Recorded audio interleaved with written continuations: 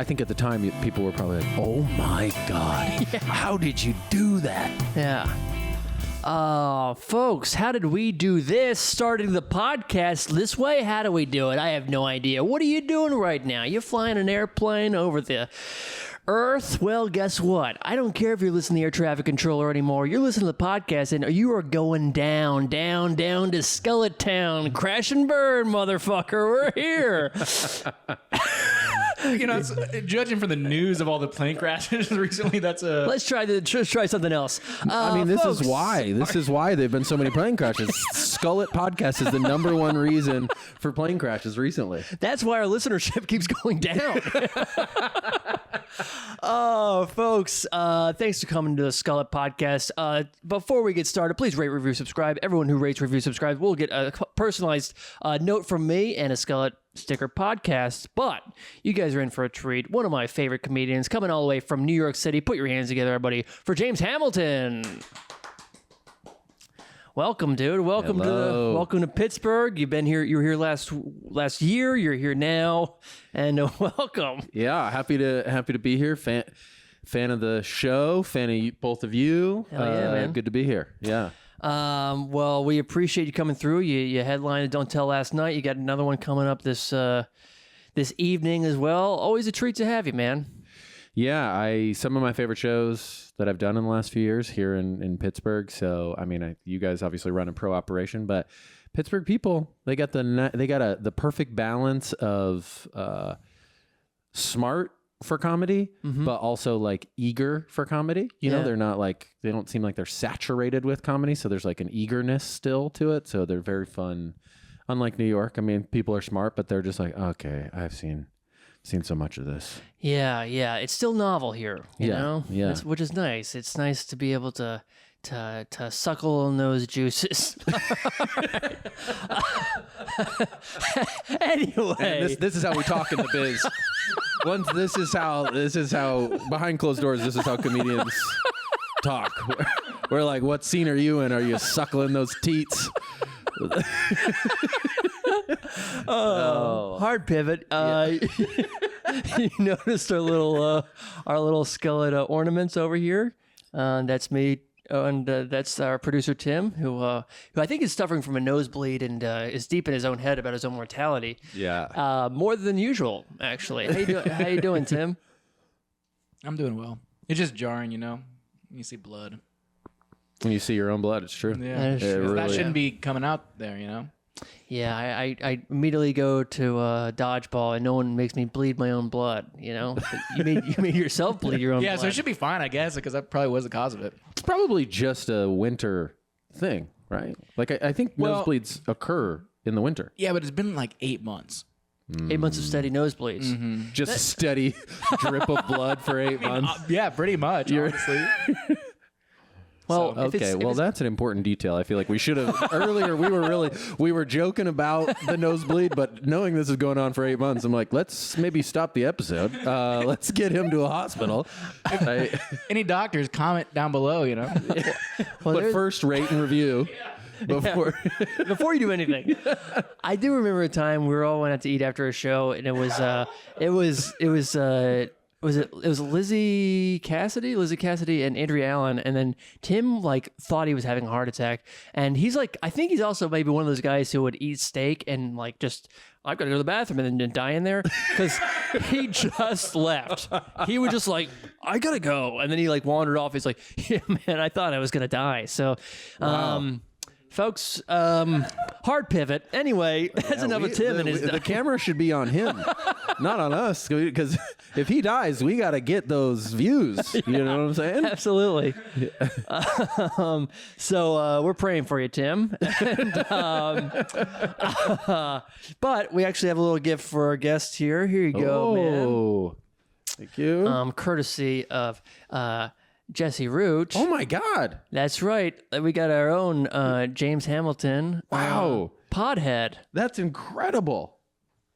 Wow, that is a good that is incredible to know that's what I look like. That's what my profile. Show our guest. Here we are, our audience. Right on. Got my borderline bowl cut that I've had since I was a kid. You know, I got a haircut when I was 8, and I'm like, this will do for the rest of my life. And got the glasses. That is beautiful. I'm just gonna hang with you guys just for this show. Yeah, sometimes it is a little humbling to see what you look like in pod form, you know? Yeah. Yeah. I mean, your whole brand is that of your profile, or essentially. That is true. Yeah, I mean, you've seen it on a screen. Was it jarring when you first saw it? You know, it's funny. I've seen the growth from afar. You know, I've seen the growth of the brand as a Skullet, but also the literal growth of the hair. And when I got here, I was like, that is a beautiful head of hair. Like in person, it is impressive. You know, it's a funny thing. The word skullet is one of the funniest words in the English language for sure. Yeah. And then you see it and you're like, no, you're rocking this hard. Thank you. Appreciate that. Yeah. It means a lot. Yeah. Yeah. I mean, it's changing how I think about my own choices. I've had this haircut my whole life. I'm like, what am I missing out on? Have you thought about doing something different with it? I mean, I might go skullet. You might go skullet. I might. Folks, we converted another one. All right. No, I you know, I don't know if I'll go anything. Yeah, I don't know. You got a head of hair though. You're not like you're not like balding. I don't think the choice has been forced on me yet. But I mean, maybe at some point in the future, I'll have to make a choice because my body's telling me to. You know. I understand. Yeah. Yeah. Yeah. My body told me for a while, and then I overrode it. Actually, no. That's the thing. I think a lot of guys go bald, and it's like that's the obvious choice is like the comments on the comment section. Whenever I post a video online, it's always just shave it, and then I send him a little link like, oh brother, I did that. got news for you. And while we're on the Skullet train, before we get into our guests a little bit, I just wanted to post up just a little honorary Skullet in memoriam, I guess. Miles Davis, famous Skullet. So let's honor the man who revolutionized the trumpet, of course, and my gosh, I watched the Miles Davis documentary. Look at those eyes. Those eyes have seen a lot of needles, Yeah.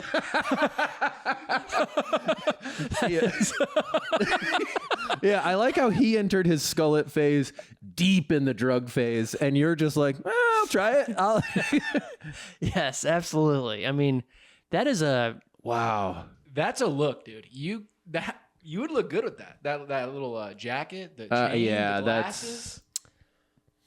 I mean, he looks like Macho Man Randy Savage. I mean, what I want to see, will you click on the one down here that says the Deacon Herald? To the right, all the way to the right? This one? Yeah. I mean, look at this guy. I mean, he broke the rules of what was possible in music and also with the Skullet. I mean, that's... Absolutely, because honestly, he's always had like a receding hairline, like pretty prominent one, And then I don't think this part of his career or his looks is really remembered, because this is obviously like deep drug use, but also like I think he was also hanging out with what's his old face at the museum. I always forget his name. Andy Warhol. Warhol, yeah, they were boys back in the day. So it just sort of like it just seems, obviously. I like how he became known for a style of playing trumpet early in his life that was like real minimal, and then with his Skullet, he's like, I'm going max. I'm going maximal. The duality of man. Yeah. How'd you stumble? Was it because this week you just had this epiphany? I started working on the juice truck, and somehow I just... Is this a storyline on the pod? People know you're working at a juice truck? No, actually, they're not familiar. I do sell juice now, and I'm on the juice truck. So, and it's legitimate. I know that usually if you're listening to a podcast or watching a video online and someone says they sell juice, it's going to be a scam. It's real. It's real juice. This is real cold pressed juice, no added water or sugar. Everything's organic. Yeah. And obviously, and in any bottles you guys buy, you get 25 cents off the next one when you return the bottle. It's true. We had about 40 bottles in our house for a year. So yeah. Well, they follow his job journey, because I feel like every couple episodes you announce a new, Right. So now I'm selling juice again. I'm back at the juice truck. So I'm also a lawyer. I do a lot of things. I'm also selling my body. Yeah. Let's see. I'm 3 months strong on the Continuous glucose monitor. Exactly. I got one of those. Yeah, you do have another. I got the legit. How long have you been on that? Is it forever? No. So I'm diabetic. That's the backstory for people. And I got a continuous glucose monitor like you have. I got that probably maybe 5 years ago, maybe. Yeah. Just a little bit before the pandemic, 6 years ago, something like that. I love it. Has it been a game changer? Oh yeah, huge game changer. I mean, I like that you're doing this, as a sort of like, I guess like recreationally. But what really like biohackers wear these. So like, and it's part of why I hate biohackers, because I couldn't get one through my health insurance, but there were dudes who just like worked at tech companies who had the thing I wanted and needed, because they believe, it's going to, and they're right. If you can monitor that, it'll certainly make you healthier, but yeah. I mean, there's like studies like judges, when their glucose is a certain level, they'll like sentence more people to stronger sentences. Really? So it's like, fuck, dude. that got Ronnie good. That bothered him. That does actually bother me for some reason. I don't know. Like, it's just, I don't know. Like, there's no free will, that kind of thing. But, yeah. But it's not God. It's carbohydrates. It's carbohydrates. Yeah. The one true God. It's sourdough. You know? Yeah. That's that checks out. I mean, for me, at least, like most of my life is dictated by carbohydrates. So you're.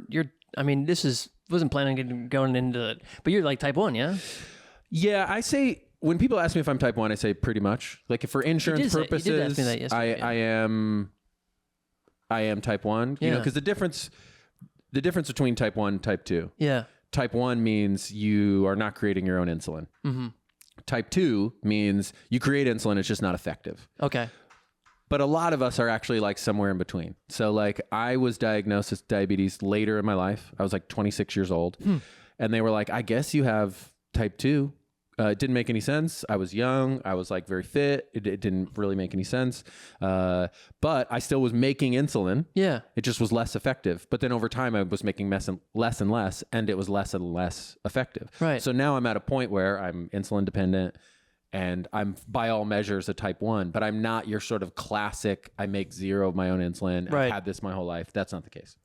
I don't want to attack your people, but okay, I love where this is going. But I've not really been the same since the AFC divisional game when Mark Andrews, famous tight end and famous diabetic, dropped the pass in the end zone. Now, does his diabetes play a role in that? Yeah, so we met as a committee and we decided whether he was going to catch that or not.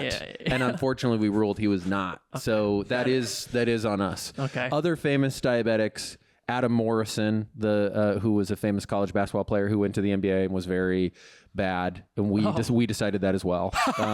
We were like, sorry, dude, this has ran its route. You're not going to be good. Yeah. One of the Jonas Brothers. I forget which one, but he does commercials for various like diabetes medicine and things like that. And my money's on Joe. I think you might be right. Yeah. He's got that Nick. look. It's Nick. Fuck. Okay, it's Nick. Yeah. Tom Hanks, Halle Berry, Paula Deen. It's called Paula Deen. You could have called that though. I mean, Well, Tom Hanks is one of the more famous diabetics because at least the commonly held story or knowledge is that it's because he lost weight and gained weight so much for roles. He moved his weight around. Yeah. So it's like when I see Christian Bale dropping and gaining weight and everyone's like, oh, he's so committed to his roles. I'm like, we'll see what he's going to be committed to his insulin at some point. Yeah. You know? Dude, can you, I bet it's going to be really hard for Tom Hanks. He's on an island for so long without any insulin. No insulin. That's crazy, dude. Yeah. When that blood sugar dropped and he was just, it's like, Wilson, I need juice. Where's Ronnie and his juice truck? My blood sugar's getting low. Yeah, I mean, some of these you're not surprised by. I mean, Drew Carey, Jay Cutler. Yeah, just Jay Cutler, a famous diabetic. George Lucas. A lot of, if you are a football fan, you probably aren't pleased with diabetics because someone like Jay Cutler's, he made life hard for Chicago Bears fans. It's like, yeah. I mean, I still like Mark Andrews. He did a good job for the most part. I mean, I have been in a bit of an existential crisis. Shaka Khan. yeah, I mean, some of these are. I feel like, I mean, this is the thing. It's like diabetes is very different for different people. Yeah. And we, as a society, we were told you're either a kid who's messed up, so you're type 1, Yeah. or you're old and fat and it's your fault. Right. And it's actually, that's not actually the case. Yeah. You know, it's like, usually you have to be predisposed to something in order Right. to get type 2 diabetes, because it's like we all know people who like just sit around drinking Coca-Cola Sure. and never get diabetes. Like there's clearly something in your system that's Right. and so when you're looking at that like list of people, there's some where you're like, yeah, that, you know, like a Drew Carey, we see how we got there, Right, you know? yeah, for But sure. then there was like Billie Jean King on there, which maybe is an age thing, but like that's an elite athlete, you Right. know? Yeah, you for know? sure. So Sharon Stone was on there, probably the hottest diabetic of all time. Yeah, I think she might be the only diabetic I've seen her vagina. Yeah. You know what? Come to think of it, I think me too. I gotta think in my head. Yeah. I mean, that is, in terms of basic instincts, Yes. managing your own blood sugar is high. In she those. was in a movie called Basic Instinct. She showed her vagina. It's like a famous anybody. You know. I think it's probably a generational thing. I think because, so. I mean, certainly the year that the movie came out, but also early internet AOL, that was like a thing you'd look up as a kid, Right. With the guys. Maybe that's just me, but it was like With the guys. with the guys, you're crowded around the dial-up, you know. The diabetes community. Yeah, yeah. Diabetes community all meets up. Yeah. You're just about to see it too, and then your mom turns on the phone. No, Ellen. Yeah, Sharon Stone actually followed our friend Learn More, and I remember speaking of generational things. Yeah. and he goes, "Do you know who this Sharon Stone is?" And I'm like, "Sharon Stone?" Yeah, that's and I start crazy. freaking out for. Anyway, folks, thanks for coming to this Skullet Podcast. Of course, rate, review, subscribe. Like I said, we're trying this new thing where I say it every 10 minutes. Yeah. Rate, review, subscribe, and then give Tim some health advice Absolutely. down below. Yeah. And feel free to give me health advice, you know, diabetic stuff. That's actually a great point. Your turn, Ronnie. I did mine. My bleeding. His diabetes. What's your health concern?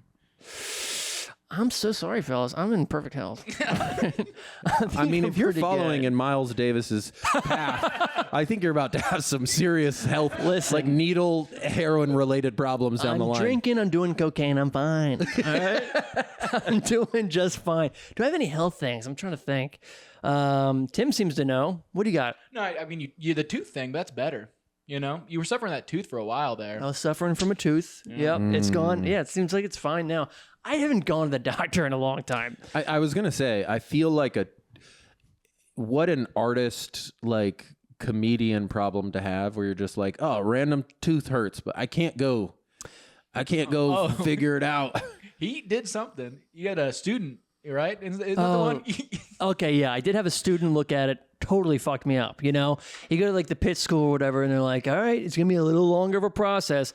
It was a long process because not only it took 6 hours, but then like the next 3 months, I am fucked up. Really? Dude. I was so fucked up from it. I was like, because they gave me like a really bad fucking thing up there. I had to get a whole root canal, and I'm better now. But like, I remember one day being in so much pain that I was just like putting my head to different sides of like just to get through like minutes and days, you know, just being like and then just like fucking popping Tylenols, just like boom, boom, boom, boom until.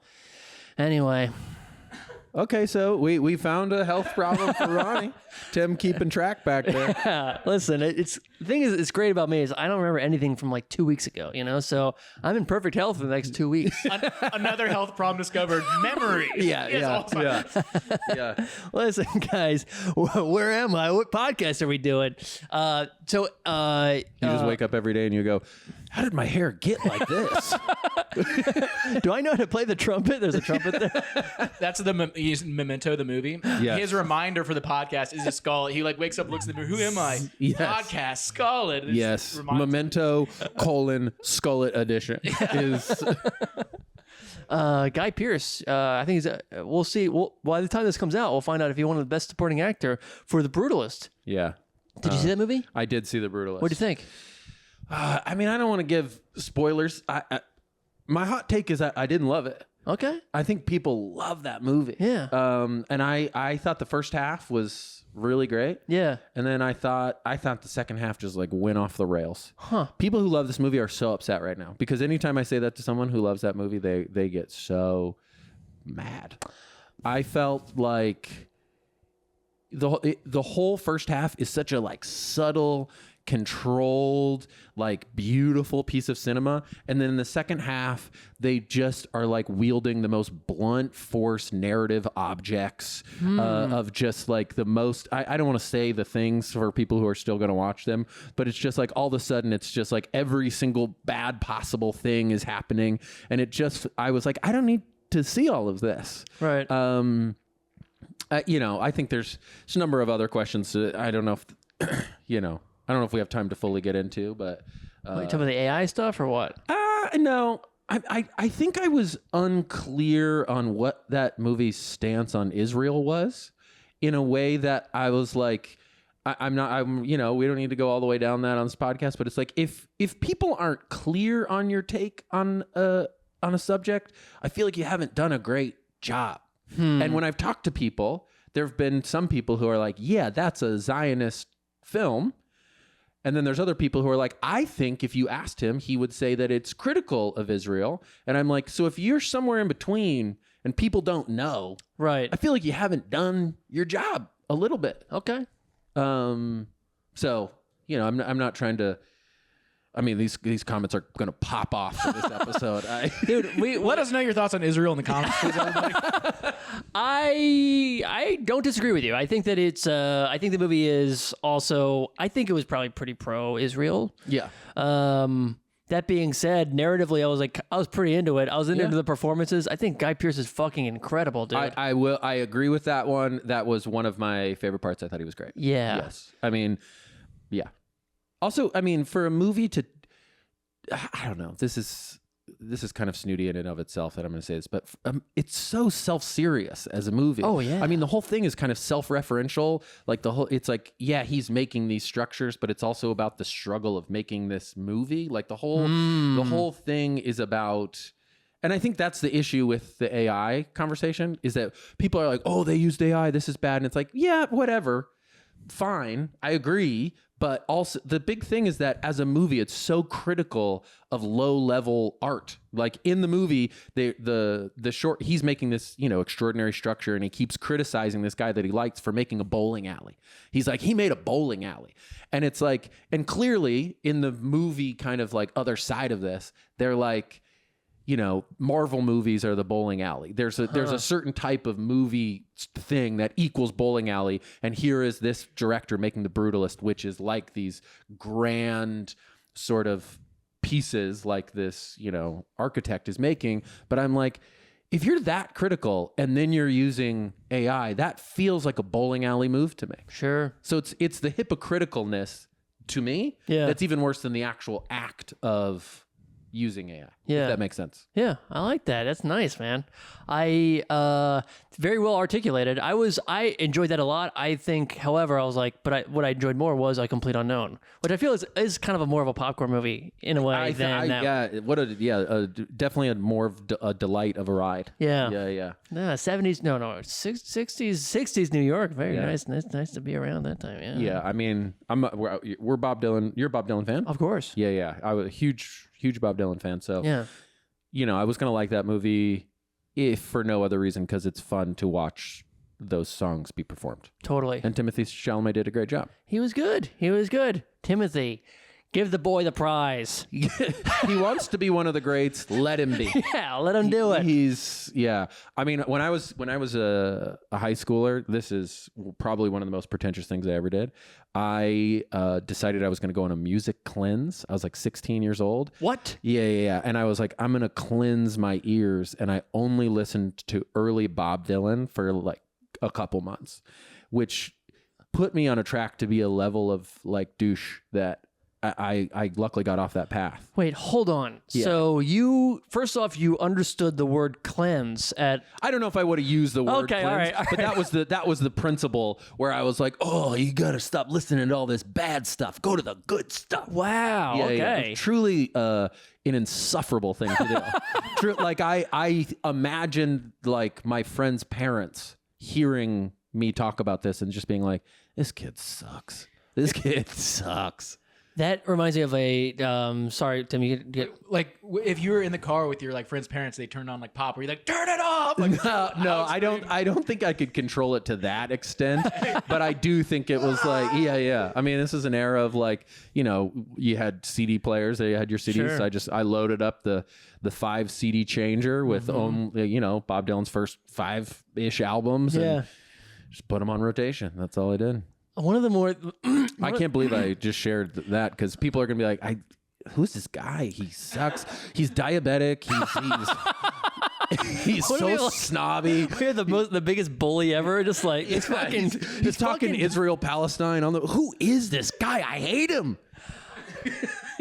One of the more douchey, like the douche chills I get sometimes from something that I've said in the past was I was on the bus, and I used to be a school bus driver last year, by the way. God, the career journey. That's what I'm saying. It is a story arc. Yeah. So, but I was on the school bus and I was sitting next to Sam Spooner, whose father was also a teacher who did tell my parents that I sleep in class. So I really appreciate that. But I remember saying something to him, and we're just talking about music, And then I looked at him dead in the eyes, and I said, "You know what? Today's music just ain't got the same soul." I like that old time rock and roll, and I said it completely. As I'm saying this, I am actually getting chills because I cannot believe I said that, and I said that with a straight face, and then I repeated that again. I remember thinking to myself as I did that was gross. And then I remember I just did it again like the Manchurian Candidate. I was in this car with my dad, and I just said that, and even he. And he would probably I'm probably saying, I like your music, Dad. But even he kind of was like, ugh. Yeah, I feel like, there was a time where we were just whipping around those lyrics and we didn't know. I had one, I remember my dad was driving me somewhere. And I discovered, I got into music like kind of late. Yeah. So I was like kind of discovering things that had been around for a while. And I remember, I was probably 15, 16, maybe 17. And I'd just gone deep on Nirvana's catalog. Cool. And so we were just driving somewhere, not listening to Nirvana. And I just said out loud, I miss the comfort of being sad, which is one of the Nirvana lyrics. And my dad went, what did you just say? And I wasn't depressed. I just was like thinking of this lyric and just said it out loud. I'm just making myself out to be the worst possible kid. I mean, I think musically I was. I think I only kind of said the most extreme statements when I was a kid. Anytime I found like a music that I liked, I was like, I think this is the best music that ever existed. And so then I would go around telling people. I've definitely said, the first time I heard What I Got by Sublime, I was like, that's the best song ever written. I definitely said that to people. Yeah. When I first listened to Styx, I was like, this is the most underrated band of all time. And everyone's like, no. Like, you just discovered these things, right. Which I still kind of do. I mean, I got into margaritas like 2 years ago, and I was going around being like, you guys had these things? Yeah, I mean, this is great. What an underrated drink. And they're like, no, we've all been drinking these since we could drink. Yeah. Just look, I'm going to push back though. I don't want that enthusiasm to go away. I think you should be happy about things, and then you just discover them, act like you're the first person. Yeah. But still, I think that's what gives the life a little pizzazz. We can't be all jaded about everything all the time. Yeah, I think you're right.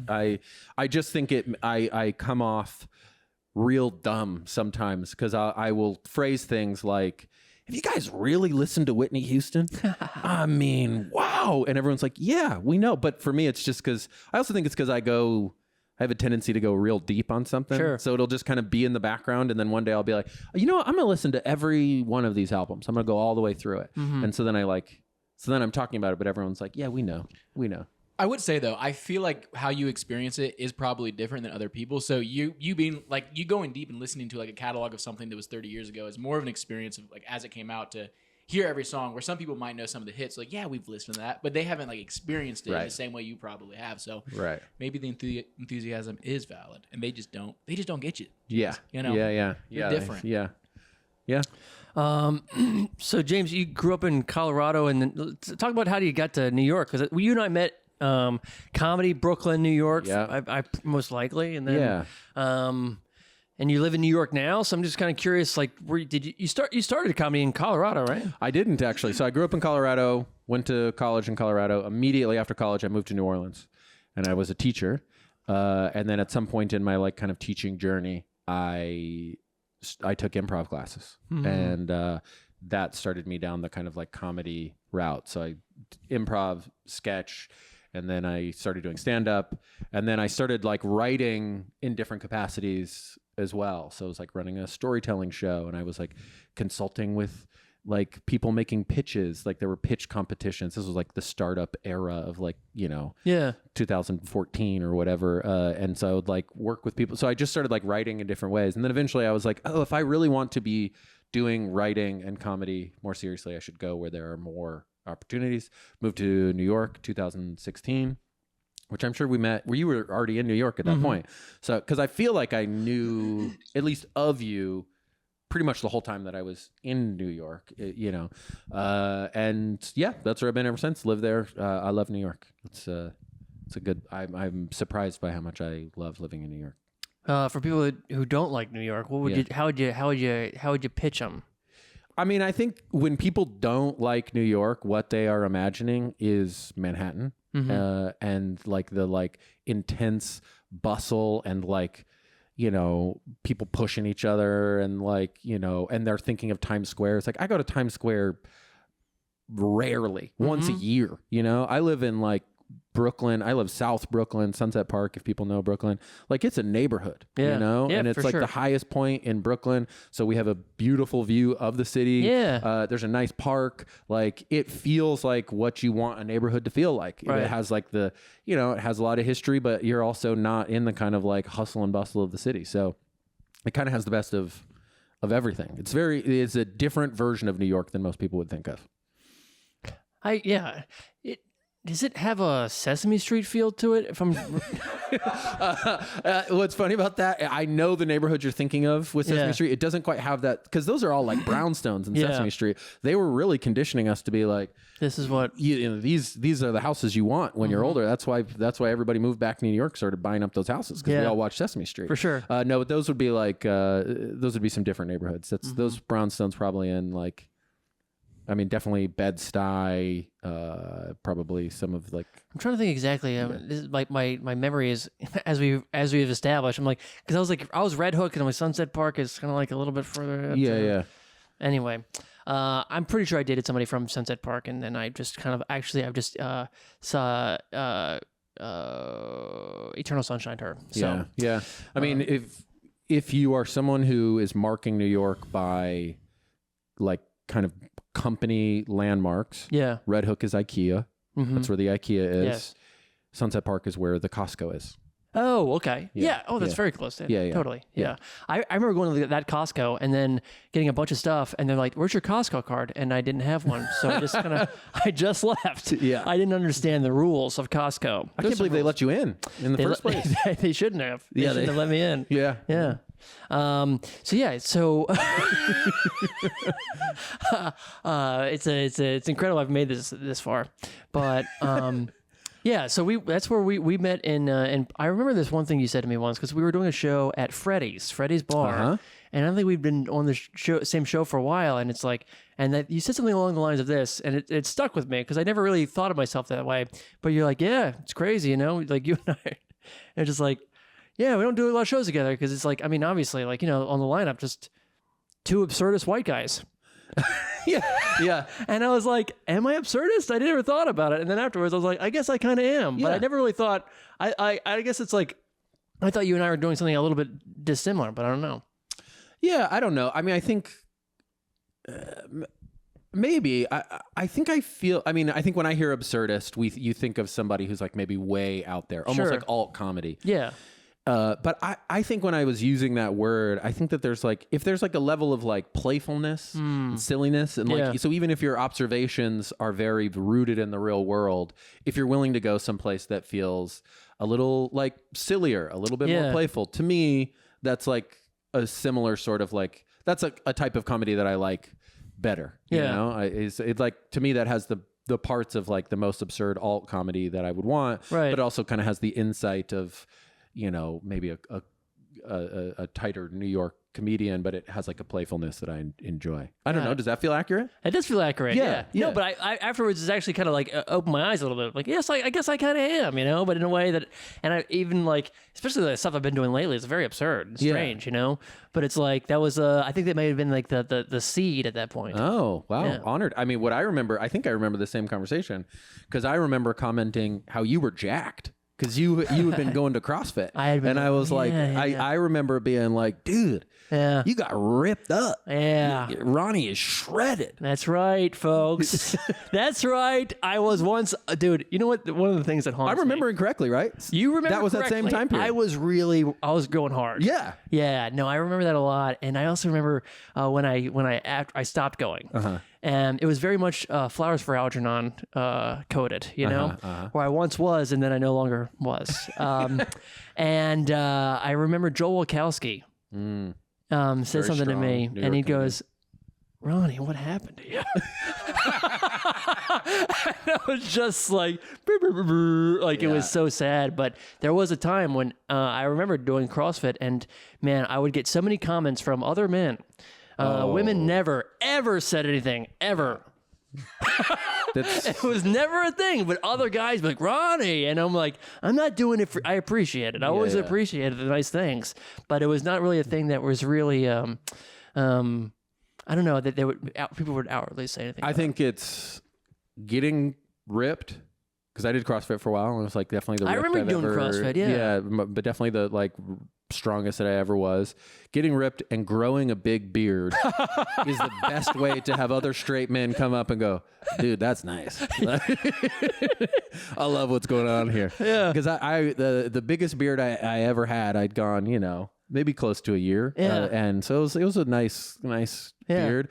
And I remember walking through a grocery store and a guy who worked there just coming up and going, how long did that take you? And I was like, you know, I think this might be attracting the wrong type of attention, you know? So, yeah.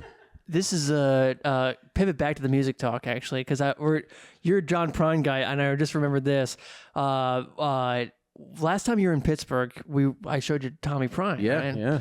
And I remember this drive because I told you about this specific song, and I remember because I you know, I know you're a guy who appreciates some you're a wordsmith, you know. Yeah. And I remember we go from the show and then we just go to the bar, right? So I played like the song. And I remember specifically we're driving, and then the conversation just stops. Yeah. And we just kind of take it in. Yeah. And I remember one specific line that gets to, I think he's talking about John, his father. He's talking about his dad. And then I hear you go, Yeah.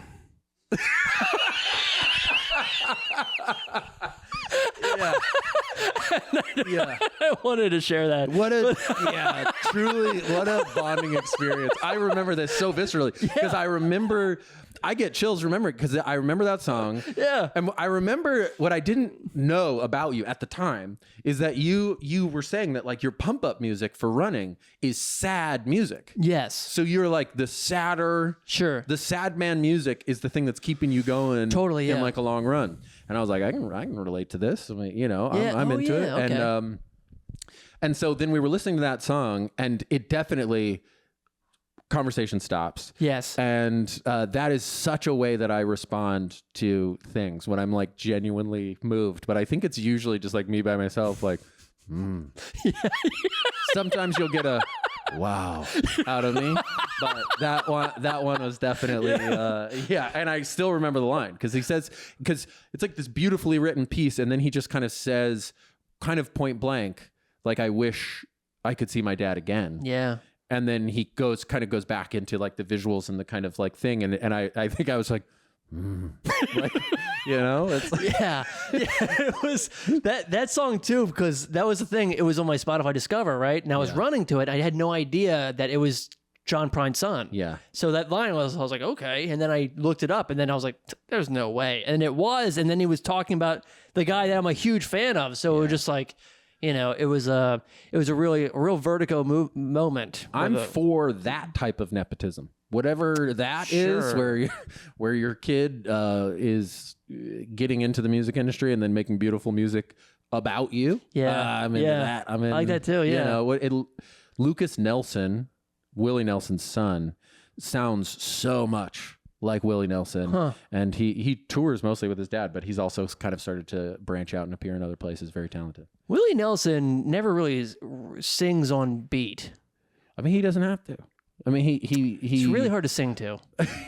Oh yeah, definitely. I mean, I think he'll play. He covers a lot of things. Yeah. And I'm coming for you, Willie. I'm sorry, but I want to sing along, but I can't because you're never really singing.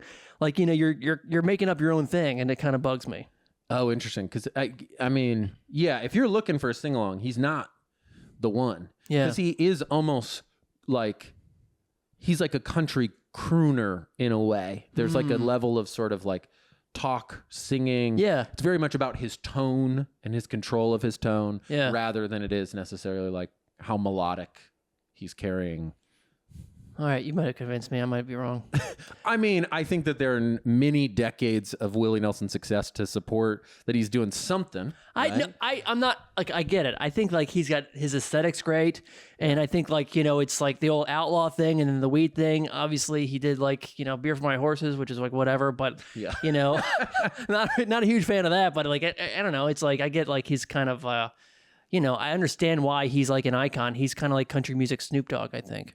I think there's truth. I think there's truth to that. And I don't mean because of the weed, but partially because of the weed, but also he's just like a iconic. Like he's his own kind of like a category. Brand in and of himself. Yeah. That has earned himself getting there. So how long into moving to New York did you start working for Vice?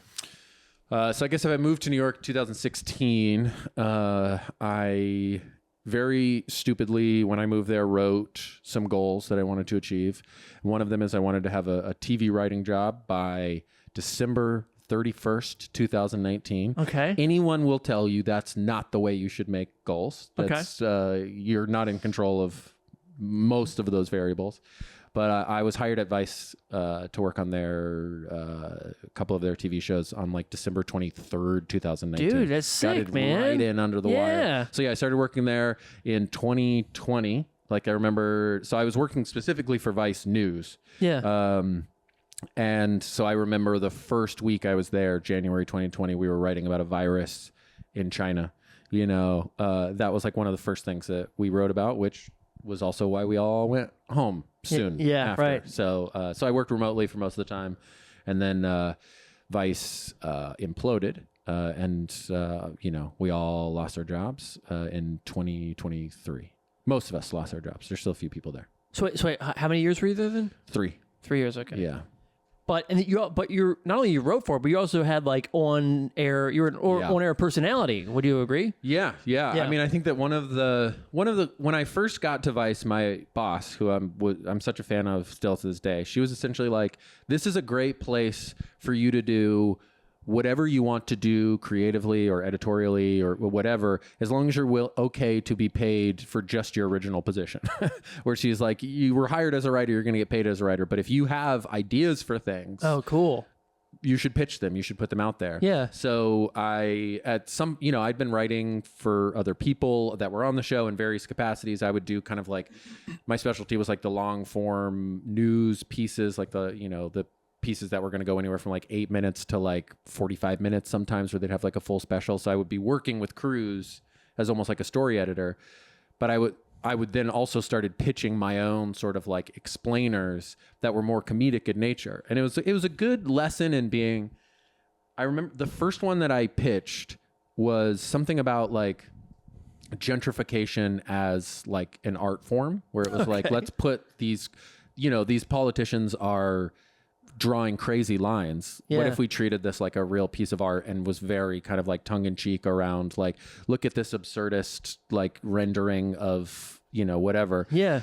And I pitched it, and it was a good example of like, if you're going to pitch something that you want for yourself, make sure it's something that only you can do. So I was like, I made it kind of absurd enough, and that it really did need someone who could deliver facts, but also be comedic at the same time. Right. And there wasn't really anybody else on the team that could do that at the time. So it was essentially, when I was like, I'm imagining me doing this, if they were into the idea, they were also kind of buying into me getting to it. So then I just kind of worked my way into the rotation of like doing voiceover for them. I did a lot of voiceover on different pieces, some of the, you know, news pieces, some of the like documentary style pieces. But then I would also kind of do these like explainers that I could be the front of and do things about, you know, I would try to make them things that I could have kind of a comedic take on, but try to have like a lane of things that like kind of everybody's upset about, you know, congressional stock trading, book bans, things that I could kind of be like, isn't this crazy that this is happening right now? Let's like go into how deep this actually goes. Right. So when, I guess we were like thinking about this before the pod, but we're just kind of curious, like what is the writer's room, or the pitches, right? So like, are you pitching things? Are they pitching things? How does it specifically work? It's a good question. So the two things that I would do the most of at Vice, one was when I would work on these kind of like long form documentary style pieces. Right. That was usually that a field team has pitched a thing. They would have these pitch meetings. Yeah. And they would go out and they would spend a long time in the field, and they get a bunch of footage, and they're, you know, there's a correspondent who's out there, and it's Vice. So the correspondent is like cool and hot and young, you know, and then they would all come back and they would make some version of the piece, and then they would come to me. And I would like help them story edit it. Can we make this make more sense? I would rewrite all the voiceover so that it sounds like a human is speaking, you know, as opposed to like news speak, you know? Sure. And, you know, so I would like help them craft the thing. For these other things that were mine, you know, I would either go to like the pitch meetings, but these were also like specific enough that I would usually, at some point I got to be able to just like, I had a relationship with the showrunner, right? That I would say, here's the thing that I'm thinking about. Here's how I'm thinking about doing this. And she would either be like, we'll have time on that, and that sounds great. Or she'd be like, no, you don't want to do that. But I think when I first got there, all of my pitches were like so detailed, and I was like hyperlinking to everything. And I was like making sure, and it's like, they're not reading that. You know, they're so busy. You have to make them look good. So I would write these short emails that were like, already showing my kind of comedic voice, where I was like, kind of, isn't this topic crazy sort of thing, so that they could read 3 sentences and be like, yeah, you'll do great with that. Go for it. So at some point you just get a relationship where they like trust you, and you kind of can speak their language. You're just like firing those things, get them out there. Out all I went through and I was looking at like the stuff that you've written on and stuff in Vice. What was one that you did? Because they're all like interesting, like things that you maybe have heard of, or like some people like the moon one, like, you know, owning the moon, and people like some parts of it, just like random stuff like that. Sorry, what was that headline? What was it? So I'm still am, but at the time I was like very into the beginning of the new space race, which was like billionaires going to space, which has been around for a while, but it was really kind of taking off. And so I wanted to make a piece where I essentially looked at why a privatized space race is actually bad for most of us, because I was like, we're all excited, but it's because we've coded space as good from the original space race, that there's like an amount of kind of brand work that NASA did, that now all of these other, you know, SpaceX, Blue Origin, they're kind of riding the wave of that, where we're like, yeah, space. Wait, hold on. What do you mean like there's like branding? What do you mean like NASA, like space was bad at one point, or? Well, if you think about government agencies, NASA is one that like we were all raised to be like, this is really good. Yeah. Like we all kind of think of NASA as a net positive. Sure. I have a jacket with a NASA thing on it. And I mean, what do you mean branding? He's wearing the merch. Yeah, he's wearing the merch. Yeah. What do you mean by so it's and that's even more complicated. And so that's what I kind of explore in the piece, is I'm like, part of our inability to engage critically with the new space race is the fact that we don't know how much dissent and debate there was about the original space race. That like the first time that they were sending someone to the moon, there were allegedly, allegedly, right? But like in those like Apollo like launches, right, there were people who would show up, and they would be protesting. And there were a number of people who were protesting. I mean, there were environmentalists who were like, this is not a good use of these resources. There were feminists who were like, what is up with the fact that you only hire men? But then there were also like a lot of civil rights leaders and people who were like, you're telling me that you are spending an amount of money to have one person in space for 4 days that could like feed, right, tens of thousands of people for those same days. Anyway, I guess the question was like, how do we? Well, what like I feel like you would learn so much because I guess does the idea come as okay, this is interesting, and then there's like deep diving into that topic. Out of all those stories you did, was there one that you were just like, I had no idea, like how deep you go in this whole figuring out something for a story that you just it blows your mind that like, wow, this thing's a lot deeper than I thought. Is there any like ones that stand out to you? Wow, that's a good question. And did you ever go too deep where you're like, this is maybe I'm finding a new story now that I shouldn't have. You have to watch your back. You're like, who's this Epstein fella? Like 2012. Yeah. I think, definitely. There were definitely, and part of that was because other people would be working on things and they would bring the piece to me. So I had no idea about some of these things and I'd have to research quickly. I'd have to get up to speed on some of this stuff. But, I think for me, if you think about where our country is now in terms of like education, it was doing the book ban piece. At the time, you would look at, you would get on Twitter and what you would see is just like parents screaming at school board meetings. And you're like, what is this? This is crazy. And then as you start to go into it, you were seeing, there is like a very concerted effort by some like conservative think tanks to get these parents whipped up into kind of a frenzy over things that like really aren't particularly founded or are like way exaggerated.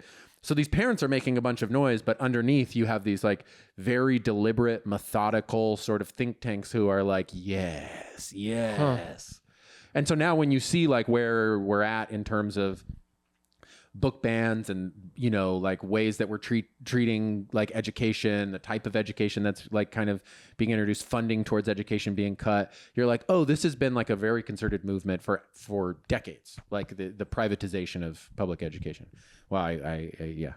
Got real heavy. I want to dive in. I don't know if I should, but I'm just curious, like what would be as you do that, do you kind of figure out like, this is an undercurrent, like a concerted effort, but what's the purpose of it? Like who benefits? Like why would that be done?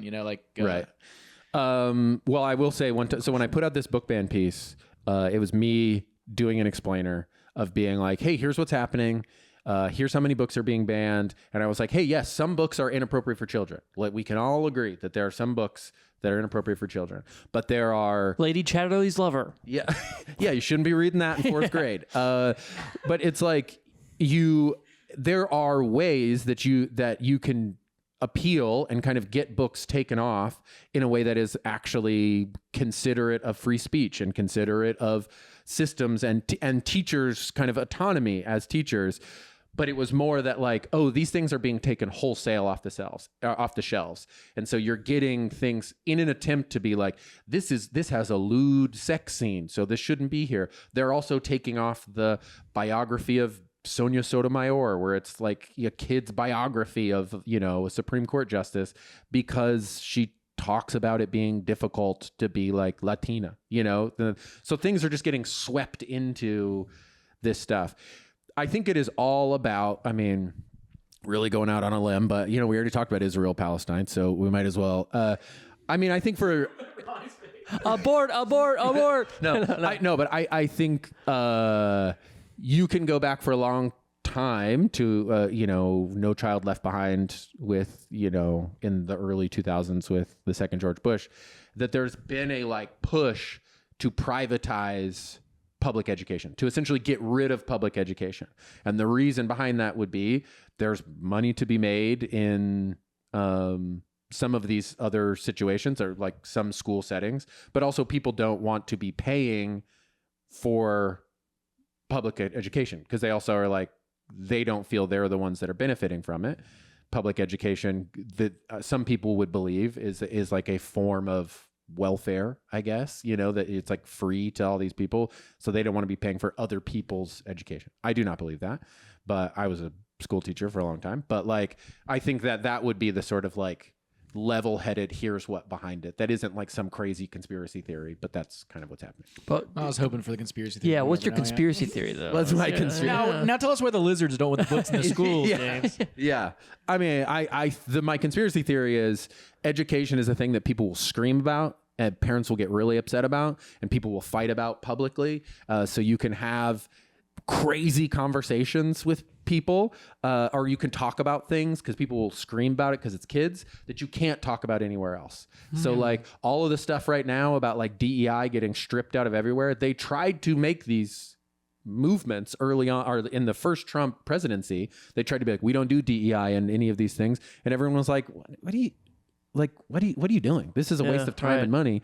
But then they went and they're like, but look what DEI looks like in schools. Look what they're doing to our kids. So then you win a bunch of people over because they're like, leave the kids alone. And so then you can keep expanding that outward towards colleges, and then they can move it into these other things. It's like they create a movement of people who are riled up about something that is kind of like an unfounded, kind of unfocused anger for those people that other people are kind of in control of directing where they want it to go. Is that satisfying? Yeah, definitely. No, I think that as well. Like regardless of where anyone stands on anything, I think that everybody at a higher level is some way using your emotion to totally just play a chessboard. And it's like you get somebody mad about something, and you can be like, see, and you just see it everywhere. So for sure, that's kind of what I was curious if you thought the same thing. Yeah, definitely. If people are really mad about something online, there's probably something else going on as well. Well, sorry about the comedy podcast. No. Remember this doll of my head?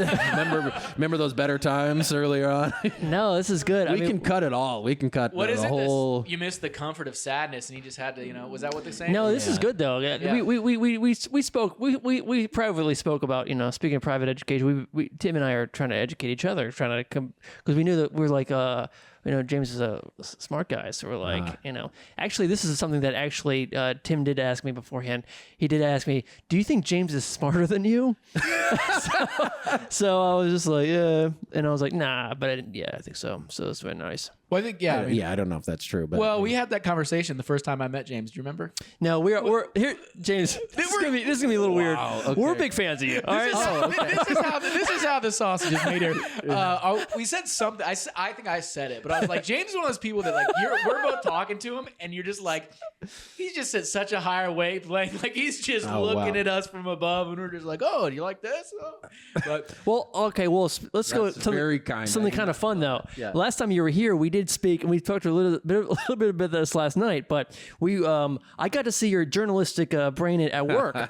So we were last time that James was here, we were watching a basketball game, and it was after a show that we'd done together. It was after a show. You were like, let's go get some food. Yeah. We were I think we were headed back, but you were like, let's stop and get some food. So we just stop in random bar. Right. That's still open. Yeah, it was a place called Dive Bar in Lawrenceville, and we're watching the basketball game because I think it was the NBA Finals or the championship. It was playoffs. Deep in the playoffs. Yeah. And somebody misses like a wide open shot, and I'm not even a hoops fan, but I was like, he should make that shot. Yeah. And we both were a little bit animated about it. We're like, come on, you got to make it. And suddenly a figure just arises, like almost from the bar, just looking up, and he just goes, "Would you have made that shot?" James, take it away.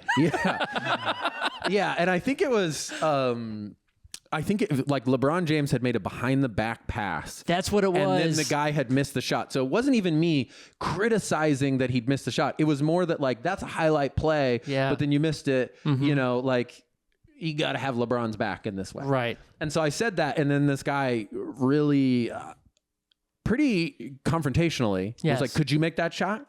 And he's drinking over by himself. And it was so escalated by moment one that I was like, I'm not even going to joke with this person. Because generally I would be like, all right, I'm going to make fun of you because what a intense way to come at me. But I was immediately assessed like, this is something personal or something's not right here. And so, then he was like really challenging us. Well, could you make this? Could you? And I tried to explain myself. Yeah. And I don't think we need to name names, but it was a former San Francisco 49ers running back. Tim is naming names right now. If he does You pull don't have this to up, say it. We don't have to put it on the screen. But, Yeah. it just adds to it for us talking. But so essentially the reason he was doing this is that he had a career where he had been injured quite a bit. People had been very critical of him. Right. So clearly we were like touching on a wound of being just like kind of casual fans being too critical of an athlete, which I can only imagine. Like, sure, you get paid a lot of money, but you also like undergo an obscene amount of criticism at all times. Sure, very stressful. And so we had this long conversation about that. Very interesting conversation about how Skip Bayless sucks. Yeah. Which everybody, I think, agrees on this that's point. an easy one. Yeah. Yeah. But then at some point it did veer off real hard at the end. And that's why I was glad you were there, because he goes into, was the moon landing real? And a bunch of other things that were even more and more controversial. And I, for the moon landing thing, I was kind of just starstruck to be talking to a sports guy. Yeah. You know, I was like, I saw you on TV. I'm like, I don't know, man. Government's crazy. You know? But you were actually conversing with him. You were actually kind of employing the Socratic method in a way that I was like, okay, this is like, you're actually talking in a very controlled way. And also like, you know, actually he was sort of even questioning his own kind of like, I guess, impulses or something. It was actually pretty cool to see. Yeah. I mean, I think it was like, you know, I think in general, all of us, it doesn't matter politically. I think all of us to some extent are just kind of like parroting things we hear online. And as soon as you start to ask people some questions to go a little bit deeper, they start to be like, why do I think that thing? Right. Who did I hear this from? So I think it was more just me being like, what do you mean by that? Yeah. And it was a lot of, you know, they were things that you know, if he's more conservative leaning, I'm sure that he gets on his like, you know, Twitter feed or whatever and hasn't really thought about some of those things. So it was more because it's like, I mean, first of all, he was more drunk than we were. So I wasn't going to like pick a fight with this guy. I mean, he's a former NFL player. That's not going to end well for me. But also it was like, what do you want out of this? I think we spend so much time getting mad politically where I was just kind of like, where does this come from? And I was also curious too. Sure, yeah. You know, like, Yeah, man, I think about that a lot. That was a very wild, and he still follows us both online. We've discovered, and every once in a while he'll give a little clap emoji or he'll say a thing or two and ask us if we know who certain comedians are and if they're all on the Mount Rushmore of comedy. So it worked out. I mean, I think we all had a positive experience there. Yeah. So if you're listening, redacted. We'll have to believe that because he might actually. I think he probably will. I do think he'll see. He sees both of you on the podcast. He's like, I gotta check my fellas out. Yes, for sure. No. But speaking of sports, how about this for a transition? You worked for the Olympics. I did. I worked for NBC Sports coverage of this last Summer Olympics in Paris. I wasn't in Paris, which would have been cool. I also wasn't in New York. I was in Connecticut. Most of what you saw for the Olympics, I mean, the actual events were in Paris. Yeah. But unless you physically saw a commentator in Paris, they were probably in Connecticut. Interesting. Because they have a huge, incredible state-of-the-art studio where everything can be happening in real time. So they can be running numerous sports at once because this last time Peacock had every sport. You could go and find almost every sport to some extent that you could go watch. Really? And then they had like, you know, in any given time, like 6 or 7 telecasts going at a time. Like, so there's this huge operation. So most of us were just in Connecticut. And what exactly was your job and what was your experience like? Yeah, it was a crazy experience. I mean, I grew up watching the Olympics. Like it seemed, and when you go there, it's a world in and of itself. Yeah. Most of the people who, you know, they go there every 2 years. They do winter, they do summer, they do winter, they do summer. And so, you know, they hold on to those jobs, you know, I was a writer. I worked with a researcher who had been part of their team since the Barcelona Olympics in '92. Like she's riding it out. I'm so sorry. It's Barcelona. Oh, I'm so sorry. Okay, sorry. Yeah. You were saying I'm on a higher level. Look at me. I'm a freaking idiot. So I worked on what would essentially, I like covered the stuff that would be like in Paris mornings. So I did like what is effectively like overnight here. And so a lot of what I wrote for, you know how like when you're watching the Olympics and they come back to the studio and there's somebody who's like, you were just watching curling, or, you know, not in the winter, that's the winter, but you know, you were just watching the swimming prelims and here's the main thing we saw. And we're going to have a quick interview with this person. And then we're going to go back out to women's rugby or whatever. I was writing for that person. So, you know, the person who, so I had to be up on like all of these sports all the time. And, you know, their research operation is amazing. It's like, you know, they have people who are just like, who have been following like weightlifting, who've been following like one specific sport for so long. And they make these big sort of like research documents, and you have a researcher, because at any given moment, because it's live TV, they could just be like, actually, we're not going to the triathlon. We're now going to table tennis. And you need to know about men's 2x2 table tennis or whatever. And I'm like, I don't know anything about that. You know, so I had a researcher who did, and we'd like figure out what we're going to do. We'd write the thing, you know, so it was all very quick paced. People who work in live TV are built different. Like there is a like pace that everything's happening at, and they work at like a level of kind of low level anxiety that at all times, but also they can't let themselves get too, there's just, it's like a weird breed of people that are very, very good at their jobs. They're always just simmering. Always simmering, and that they never simmer over. So I would either be not simmering, or I'd have a moment where I would simmer over, where I get stressed, and I'd be like, okay, that actually wasn't helpful because we have to keep going. You know, so bring it back down. We just had Jonathan Van Halem here, who was talking about like working at Fox News and working at MSNBC, and just sort of like, I feel like it's a different thing, like the on-air personalities and that versus like someone that was doing like sports or something. It's not like, you're not dealing with a lot of sociopaths, I imagine. I mean, I had a very good experience, particularly with the on-air talent, where everybody was like really nice, and you know, I'm sure that there are some people who are not pleasant to work with, but I think particularly in like a setting like that one, they know that they need the writers. Sure. So there's a good kind of, you know, relationship. But also, you know, like, I think people who are working for the Olympics are like really excited to be there. Totally. And I do think when you go into something like in Fox News and MSNBC, you're getting a type of ego that is, that would be hard to manage. Very different than what I had at the Olympics. Everybody was like, I mean, it was really hard work. We would work like 12-hour shifts. I mean, I was writing for just like 12 hours straight every day. Like we'd go in at 9 p.m. and have essentially like the editorial meeting. Here's what we're supposed to cover.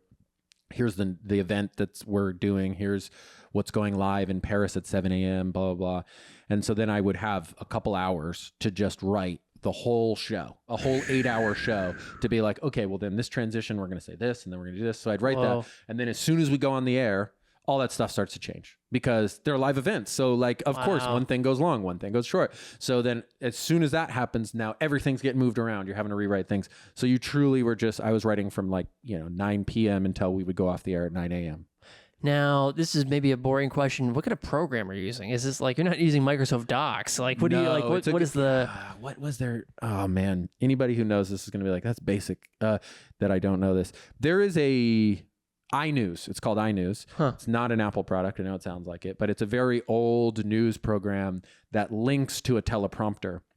So it essentially means that whatever you're writing, you can save it immediately and it's reflecting in the teleprompter. Cool. So, and numerous people can be like working within the same show, but it also allows you to kind of move the show with the lineup and things like that. So it's very specifically made for news. And then they use it for this because it's live TV. Sweet, man. Did you come away with a bigger appreciation for table tennis, or are there certain sports you're like, there's certain sports you're like, that shouldn't be an Olympic sport? Wow. Okay. Great question. I mean, there were a lot of sports that I was like, when it walked away being like, that is so much cooler than I ever could have understood. Okay. Like for some reason we ended up doing like a fair amount of archery, and I was like, cool. This shit is awesome. Like, and like some of the finishes in those where it's just like, it's down to like truly a millimeter. Whoa. And they're like having to measure stuff. I was like, this is thrilling TV. Yeah. Like I would have never known. So there was a lot of that. There was a lot of like discovering new things, you know, like handball is pretty sick. Awesome.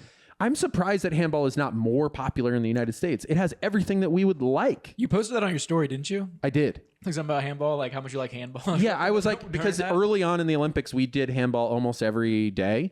And so I ended up watching a ton of handball, and I was like, this is awesome. Isn't there a comic whose brother's like a professional handball player? He I don't know.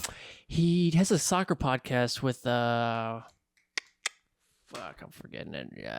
Whatever. We'll talk about it later. Is it Soccer Hooligan? Yeah. Yeah. It's Christian. Christian's brother. Really? He's like a soccer, a handball guy. Wow. I remember him telling me that. I'm like, I had no idea what handball was. I'm like, cool, man, whatever. Yeah. But I didn't know. I was like, I mean, it's such a cool thing. I mean, I think particularly in the United States, we think of handball as, at least in New York, we think of handball as the thing that people are playing outside. Yes. On a sort of racquetball style thing where people are hitting the ball with their hand. And I'm talking about like European handball where people are holding a ball, they are running, and they are, it looks a lot like soccer. Yeah. If soccer was combined with basketball, kind of combined with like the rules of Ultimate Frisbee or something like that. So it's like, it's very different than we do. I mean, I think if anything, maybe people played it in PE class when they were a kid. But other than that, I don't think we have like a thing. The hot button conversation the whole time, of course, was breakdancing. Of course.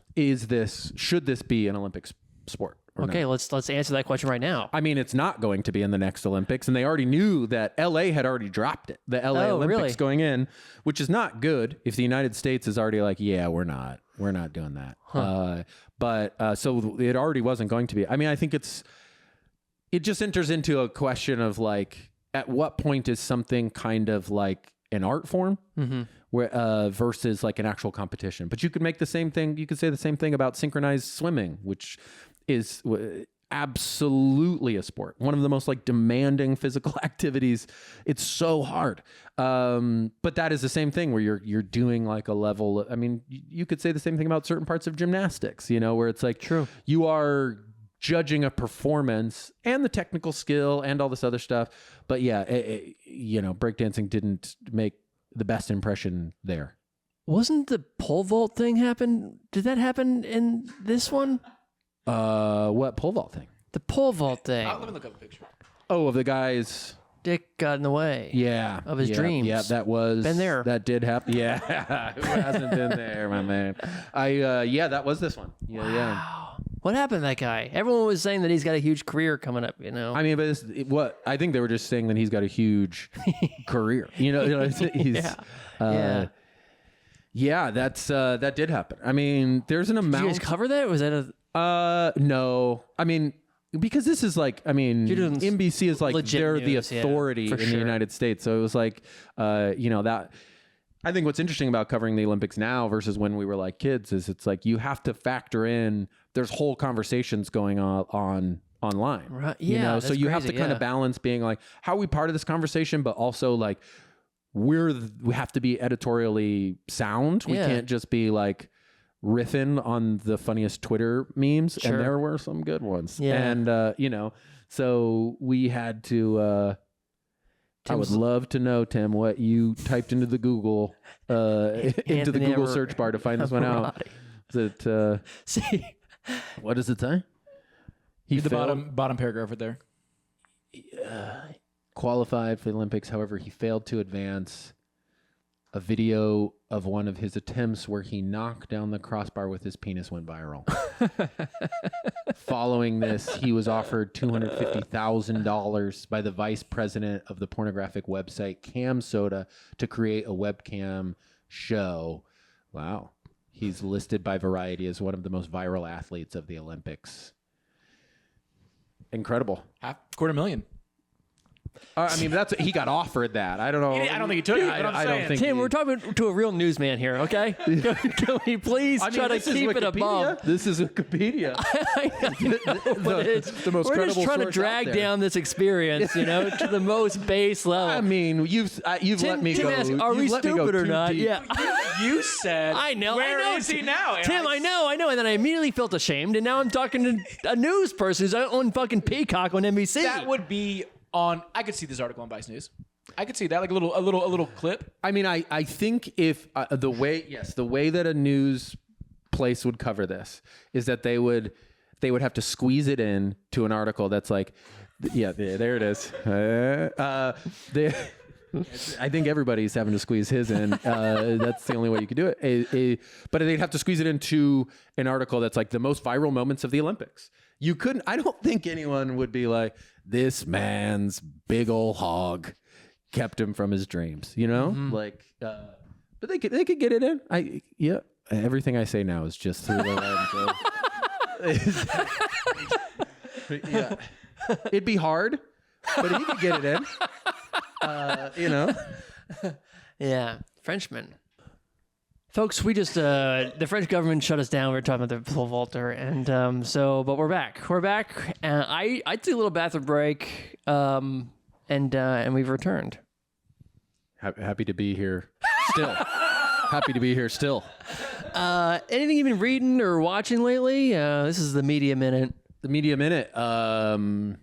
Yeah, I've been watching a ton of movies. Okay. I've been going through like old movies, trying to figure out how they were written. Rewatched Groundhog Day. Okay. I've been on a Denzel Washington kick, going Nice. through a bunch of like all of that kind of started during quarantine, where we just started to like work our way through every single one of Denzel's movies. So Really? we're pretty deep in the process. So Where are you right now? Are you at? it hasn't been Malcolm X, it hasn't been methodical, but we've just Okay. kind of like we'll do things. But I did just see Malcolm X in a theater in Brooklyn. in a theater. Yeah, they showed it. Nighthawk in Brooklyn was for February, for Black History Month, was showing Denzel Washington movies at both of their locations on like 35 millimeters. So we shit. saw Malcolm X.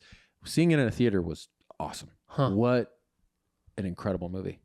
I only ever saw it on TBS in the afternoon. It's probably 3 p.m. Yeah. with like the sun glare on, coming in on the TV. Yeah, so- we've already established I was like clearly an intense little kid. I read the autobiography of Malcolm X as like a 16-year-old. Jesus. And I'll tell you, I probably missed some stuff. Because then I also watched the movie, and even in the movie, I probably missed some of the implications. Sure. But yeah. Also, just going back to the autobiography, I've never finished it. I read It's like the a first large- chapter. I'm like, Jesus Christ, and I stopped. Yeah, it's a big undertaking. Yeah. Right? So I'm doing that. I think if we're talking about Media Minute, I've been reading a lot of books. That's kind of been a thing I'm trying to do a lot more of. But if the trash media that I'm taking in, Let's go. I watch all of Reacher on Amazon. Hey, that's not trash, brother. Me and my dad bonded over Reacher. Fantastic. I mean, it is the most boomer piece of media that exists. Wait, And Let's go there. Yeah. It's fun. It's fun. I watch all of them. So, if you're feeling defensive out there, if you're an older man who discovered this because you went bald a long time ago and you're listening. What the fuck? No, I'm not. I think it is very fun, but it is peak boomer Yeah. media. It's like getting increasingly kind of campy. Like it's it's fun. I got to read this last text I got from my dad Okay. last month because we bonded over Reacher and we watched it Yeah. together. It's like it's something he likes. I like it. He just texted me, Reacher season 3, February 20th. Trailer is out featuring Kansas. Carry on my wayward son. That just is. What a dad. Let me know that it's happening. What a dad text right there. If my dad ever said "carry on my wayward son," I think I might cry a little bit. If my dad ever said that, I would think that he was wishing me dead. Like that just would be so far out of my I don't think Reacher's good. I I think watched. that's a very fair take. Okay. I would agree. I've watched the first season, and whenever I go home, my dad's like, "Hey, have you seen Reacher?" And I'm like, "I watched every single episode with you, Dad." I've seen the whole thing. He's complete every time he forgets. I got him the new Reacher book. Dads love Reacher, but I'm watching it, and it's like it's not. I liked the Tom Cruise Reacher. Oh. I did not. You did not. Yeah. Why? Because he's too small. Yeah. Yeah, it doesn't make sense, right? Well, like the whole premise of the show is that he's like this really cerebral, huge vagrant, and Tom Cruise gives off none of those things. But Tom Cruise is a star. Definitely. And he's magnetic, and he's good, and he's cool. If you believe, you got to really suspend your belief and think Tom Cruise is cool. I don't think this big oafy guy is cool, and I don't think he's good, and I think it sucks. Here, I will not get offended by this because I agree with you. I think in my heart of hearts, I agree with you. I enjoy watching it. I think it is fun. I think a lot of media now is like, it's not very authentic in that it's all trying to pretend that it's something that it's not. And I think Reacher is very much like, this is what I am. I'm not going to try to be anything else that I'm not. I am a boomer piece of television. I am like some weird slanted version of propaganda, not quite there, but not there. It's like all of it's kind of cheesy. It's like, quite formulaic, but sure. It is very clear. This is what it's going to be when you enter in, and so I'm okay with that. It's like a TV show from the 90s, or it's so 90s, right? It's like, and I prefer just the 90s stuff. I'm just like, I would agree with. I like to go back to see like what was the thing that was. It feels like it's trying to be, and I'm just not on board. When I go home, I will watch the whole thing with my dad. My dad is going to be furious to hear that. So your dad does not listen to this. No, I know. My mom will tell my dad, and then he'll be furious. You didn't say anything wrong. No, I'm kidding. You've defended the show. Let's be clear. Yeah. I like Reacher. But I agree with everything you say. I mean, I feel this like a lot of the movies. That my dad's also a huge Steven Seagal fan. So in the same vein. But they are. It's like you know what it is, and you watch it for like what it is. And like you said, some stuff kind of comes off like it's just like that's just kind of pretentious. Like some things like trying to, but not that show, but other shows. You know what I mean? I think Steven Seagal, I would argue, is not particularly self-aware. Like I think he takes himself seriously in a way that we do not, and I think Reacher doesn't take itself seriously on that level. Yes. Or it's at least self-aware that like some of this is camp, some of this is weird. What I like about what you said is I do agree that the 90s source material is better. And if you go back to some of those, because that's what, I was saying is I'm watching some of these like old movies. You go back to some of, even like the old Denzel night, like a Bone Collector or something. It's like, this isn't a great piece of film, but it is exactly what it purports to be, and it's fun to watch for that reason. So, also media-wise, gotten very into CDs. Oh, really? I've been saying that CDs are going to make a comeback for so long that it's clear I'm wrong. Yeah. But like we got a car a couple years ago, which in New York, it's huge. What a flex. Yeah. But it had a CD player. I had all of my old CDs. So we brought them back out, started listening to these. Lots of Bob Dylan. Mostly just Bob Dylan. Bob Dylan and Nirvana. Cleanse, babe. Yeah. Doing a cleanse. But then we started going to record stores before we would go on like a road trip or before we drive somewhere. Yeah. And they just have like great condition CDs for like $1, $4. Yeah. You can get like a whole collection of old albums that you wanted when you were a kid or something. And then you just like, you have 5 that you listen to on this road trip. That's like the soundtrack to it. So we have like this nice little collection that's building. It's very fun. Never mind. It's the thing about CDs like that. I think it makes you enjoy the music more because you're not oversaturated. You can't. It's like Netflix. You can't just pick a new song. You like listen to the CD and the whole thing, and that makes you kind of have to enjoy it more. You have no choice. Yeah. Those little libraries. I found they put CDs in there sometimes. The little libraries outside. So I have a CD player in my car too. So I love what a crapshoot those things are. Yeah. Sometimes people put like I found one of those. I found a Subaru owner's manual, which just you can get that. You can get CDs. You can get Blu-rays. You can get an award-winning book. You never know what you're going to get in there. One time I found a Kim Cattrall sex book. She had put out a sex book. And I was like, okay, Kim Cattrall from Sex and the City. She put out a book about sex. And I opened it, and then there was like a bed bug in there. And it freaked me out. So it was sort of like, it felt like an Egyptian curse of some sort. Yeah, So I was like, I'm not bringing this home. That is absolutely what that is. Yeah. Yeah. So, dude, you've been an incredible guest. Before we ask our last question, where can people follow you? You can find me on the social media platforms. The Jam Ham is where you'll find me on all of that stuff. I have a special on YouTube right now called I Don't Deserve These Deals. Hell yeah. Check that out. And also find this guy on the court. This guy is big. Is a big hooper. I do love hooping. I do love taking it too seriously because I'm getting a little too old. But I love doing it. Yeah. Well, we'll talk. This is a very long podcast. We're not going to talk about James's illustrious basketball career and skills. But let's close it out strong, like we always do, folks. Okay, let's do this authentically. We're not ready for it. Here we go. Did you ever see the movie Love Lies Bleeding? No. All right, so this kind of is what inspired the movement. All right, so I go to this movie theater. It's one you can drink in, right? So I'm double fisting. I've got like a whiskey drink and a beer, and I see Ed Harris, a man I've known my entire life through, this. I was gonna say stage and screen. I've never seen him on stage, but wow, look at that. He had a skullet like no other, and I was just the right amount of tipsy where I'm like, I could do that.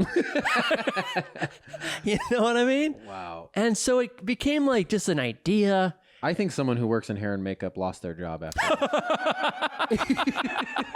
somebody made this choice, and after the film, they were like, we've banned you from the industry. You'll never work again. I mean, that is like, the thing is, the great thing about that skullet, and is that it just like, when you, in Inglourious Bastards, there's that scene, or they're just basically Brad Pitt has like a noose, like he's got that scar around his neck. They never really touch on it. Yeah. But that's a backstory, right? Right. So you have so many questions about this skullet. Like, he was clearly a guy. It just says so much about him that he would not. I agree. And he does own a gun store, and he's insane, and he's a criminal. And he's wearing James glasses. So it's like you guys, oh my God. He is wearing my glasses or my ornaments glasses, as you can see. He grew this hair out. Yeah. Okay. But basically, that's where I started growing it. And, it's you know me. I didn't know that story. I was just a shaved bald guy. And then to grow a skullet, it's a strange look. Mostly people just kind of like, they don't do what I did. They don't go from 0 to 60. Which is, right. And it's not been an easy ride, And it's you get a little pushback, you get some looks sometimes, you're going to the gym and you're the eccentric guy at the gym, And at first it was a goof, but now the more and more I do it, it's like it became an act of rebellion. Yeah. And now it's an act of freedom. I'm there. You're free. It. You transcended. So I'm kind of curious if there's anything in your life that maybe, people are like, James, what are you doing? You shouldn't do this thing. You know? Friends, family, loved ones, who knows? But, deep down, James had to do it. Yeah. So, James, what is your skullet? I feel like mine is not like I'm actually inspired by this story, and I'm inspired by your skullet because I do think that you were like, let's see what happens. Like, let's go to the place that other people are afraid to go to. Mm-hmm. And then you're like, this is actually freeing. Let's stay here. Closest I think that I get to that is that if anyone has seen me perform in person or you've seen like a clip online or anything, I'm always wearing basketball jerseys. Yeah. And I think that is the closest that I get because I think a lot of people are like, what are you doing? Like, why are you wearing these? These are not cheap. Also, like, it gives this, it runs the risk of being like, oh, I'm a bro sports dude coming on stage. Like, it could be a turnoff to some people, but I continue to do it. I really enjoy it. It's as much for me as it is for anybody else. So I think that that's probably the closest one. Definitely this came out of 2020 where no live comedy was happening. Yeah. And I feel like before 2020, I was like very much trying to play by the rules of what is a comic in New York supposed to do? And I should go to how many shows per night? And how should I look on stage to look cool? And then I just didn't have comedy for a year plus. Right. And so then once it was time to come back, I was like, oh, I guess I could just do what I want. Yeah. And then I was like, well, at that point I only owned like 1 or 2 jerseys, and I was like, I could just wear this on stage. Why not? Yeah. And so I did, and I posted like a clip online with it, and I was like, I like this. And so I was like, if I like this, yes, some people are going to think I'm cheesy. Some people are going to think I'm but stand up is fully an act of, or, it's like a practice of being like, I'm going to do something that I like that you may hate. And putting on a jersey before a show is just the first step of that. Right. I'm like, I like this. I'm going to put this on. You might hate this. This might be a turnoff to you in one way or another, but ultimately I'm going to do it, and it's going to be like a confidence thing for me. And we're going to see it through. Lots of comics are like, what are you doing? What is this? What is this gimmick? Have you gotten pushback? Definitely. Not pushback, but like, I would say pointed questions. Sure. No one's ever been like, this is dumb. Yeah. But I think people are first like, what is this gimmick? Yeah. And I'm like, I don't see it as a gimmick, but I think that is probably the closest. I totally get that. I feel like it also becomes the first time you do something a little bit out of left field. It is a thing like, what are you doing? Like, it's like, whatever, right? But then you do it long enough. Yeah. That it's just like, oh yeah, I kind of like that. Yeah. Even if it's like the first time you see it, you don't necessarily like it. Right. I feel like I've gotten, specifically lately, people have been like more on board with the Skullet openly. Yeah. I think, I was talking to a comic last night who he said, I don't think I have, he said, he's like, I own some jerseys. I don't think I have the like white boy swag, is what he said, to wear that on stage. And I said, I don't think I do either. But I think that the main thing beyond just the white boy swag or whatever, I think a bunch of people are like, oh, I don't do that. There's like some unspoken rule where we're like, I can't pull that off, which is maybe what people feel about the Skullet as well, where I'm like, but if you liked it, just do it. Right. And if you are enjoying it, ultimately the people in the audience will be glad because you're having a good time, or you're being a more genuine version of yourself. I don't talk about basketball on stage at all. Like, I guess there's one point in my album where I kind of reference it. But like the set I did last night, I don't talk about basketball one time. I was wearing a basketball jersey. So I think it's just kind of like, I'm just doing it. It's for me. I do think it would be very funny if you did an entire basketball. Oh, I think people have such strong feelings. Like anti-sports people have such like kind of dread of being locked in a conversation with a sports person. Sure. Which is maybe my biggest concern. Where I'm just like, are the people in the audience are going to be like, oh no, here we go. Yeah. But no, I actually kind of like it. Even if you would mention it, but it is just like, it's not like you're doing dumb bro comedy, you know what I mean? Right. So it also it adds a little bit of like to it, you know what I mean?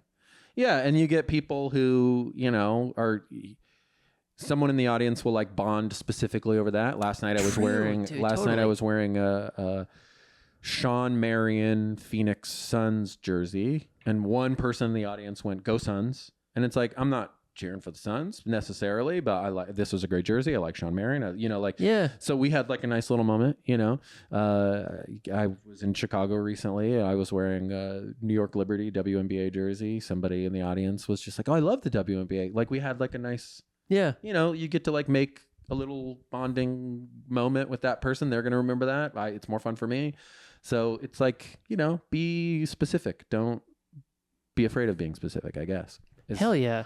Yeah, I mean, but this is also part of why this is not a great decision. It is a fairly expensive hobby. It's not a cheap undertaking. So, yeah. Hell yeah. Dude, great answer, man. Great. That was James's Skullet. Love that, man. And like we said, check out all of James's stuff, man. Check out his album. I know Tim's was talking to me like he's like, I fucking love James's album, man. So we love to headline this weekend and stuff. And we got any dates coming up that you want to talk about?